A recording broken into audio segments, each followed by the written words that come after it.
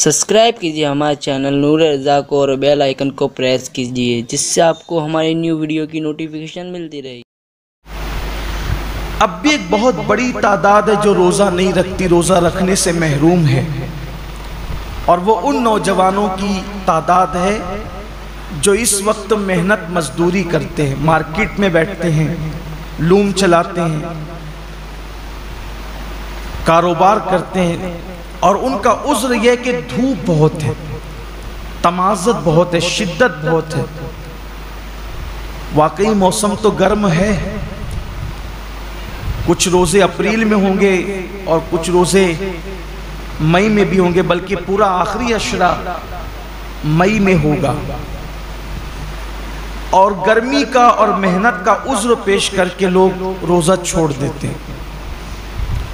پہلی بات تو یہ ہے کہ موسم کا عذر یا محنت کا عذر پیش کر کے روزہ چھوڑنے کی اجازت نہیں ہو سکتی، بلکہ اگر محنت مزدوری کی وجہ سے آپ روزہ چھوڑتے ہیں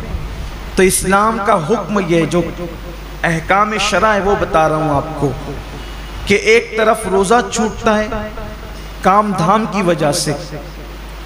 آپ اپنے اندر طاقت نہیں پاتے کہ محنت بھی کریں اور روزہ بھی رکھیں، تو روزہ نہیں چھوڑ سکتے۔ آپ کو شریعت یہ حکم دیتی ہے کہ آپ اپنی مصروفیات کم کر دیجئے، آپ کام شارٹ کیجئے، لیکن روزہ آپ کو رکھنا ہے۔ اس لیے کہ رمضان شریف کے ایک روزے کی اہمیت یہ ہے، ایک روزے کی، کہ جان بوجھ کر اگر کسی نے رمضان شریف کا ایک روزہ چھوڑ دیا اور اس کے بدلے میں پھر وہ پوری زندگی روزہ رکھے، تو زندگی بھر کے تمام روزے اس ایک روزے کی فضیلت کو نہیں پہنچ سکتے جو ماہ رمضان شریف میں رکھا گیا ہے۔ ماہ رمضان شریف کے روزے کا بدل زندگی بھر کے روزے نہیں ہو سکتے، جو فضیلت ان دنوں کی ہے۔ یہ موسم ہے روزے کا، اور کچھ لوگ چھوٹی موٹی بیماری کا بہانہ لے کر بھی روزہ چھوڑتے ہیں۔ ہر چھوٹی موٹی بیماری پر روزہ چھوڑنے کی اجازت نہیں ہے، گنہگار ہوں گے، سخت گنہگار ہوں گے۔ جس نے ایک روزہ رمضان شریف کا چھوڑا پھر اس کو قضا بھی کرنا پڑے گا ایک روزہ، اور توبہ بھی کرنی پڑے گا۔ یہ بھی عوام میں غلط فہمی ہے کہ جو لوگ سوچتے ہیں کہ رمضان شریف کا ایک روزہ چھوڑ دیا جان بوجھ کر تو 60 روزے رکھنے پڑیں گے، ایسا نہیں ہے، ایک ہی روزہ رکھنا ہے۔ یہ اصل میں جو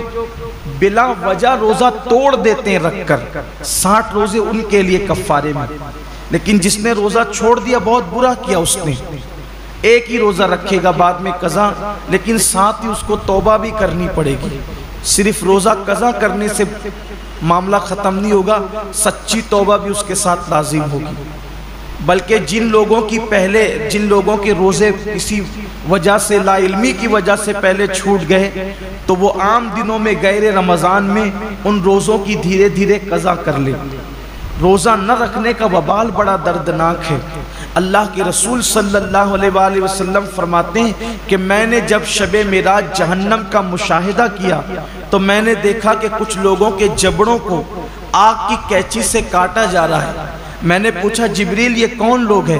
عرض کیا یا رسول اللہ صلی اللہ علیہ وآلہ وسلم یہ آپ کی امت کے وہ لوگ ہیں جو ماہ رمضان شریف میں روزے نہیں رکھتے تھے۔ اس لیے یہ دنیا ہے، یہاں تو روتے گاتے گرتے پڑتے خوشی غمی میں زندگی کیسے بھی گزر جائے گی، لیکن ایک دن آخرت ہے، دنیا ختم ہونے والی ہے اور آخرت کبھی ختم نہیں ہوگی۔ آج عمل کر سکتے ہیں، اس کی اہمیت کا اندازہ نہیں ہے، جب اس عمل کا صلہ ملے گا اور عمل نہ کرنے پر سزا ملے گی تب انسان پچھتائے گا کہ کاش میں نے اس کا